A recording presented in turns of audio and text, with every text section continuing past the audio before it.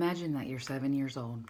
You wake up on Christmas morning and you jump out of your bed and you run into the living room, very excited. You are excited to see what Santa brought you. You and your friends have been talking about what Christmas presents you might get each week. Mommy and Daddy couldn't afford a tree, but surely Santa brought you a present. You run into the living room and there's nothing there.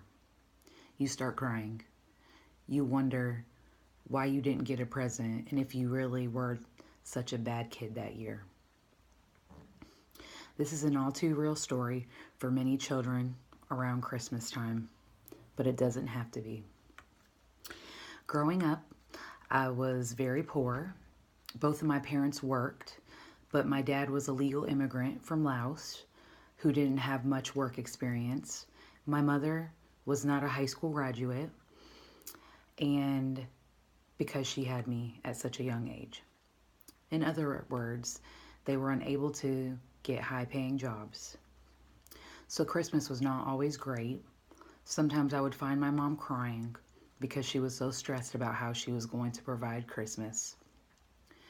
When my mom was able to utilize resources from the community to help with us 3 children, it made us and her so much happier, and Christmas was a good year that year. People do make a difference in other people's lives.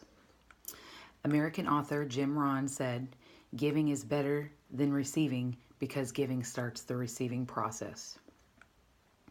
This Christmas, we can all make a difference by giving. There are so many of us that if we each contribute something little, others, such as children, will benefit greatly. In an article on dailymail.com called "Merry Christmas, along with millions of other families, I Can't Afford One" by Charlotte Metcalf. She interviews a counselor at Tavistock for couple relationships that state families experiencing financial difficulties are especially vulnerable around this time of year, meaning Christmas. All these examples lead us to one thought I want you to think about. What if this was your children? What if this was your financially hard times? My fellow employees, in conclusion, if each of us could donate one thing to our local needy families, we all will be making a huge difference in children's and other people's lives. Please take a moment to sign up to donate one present at least in the break room. Thank you.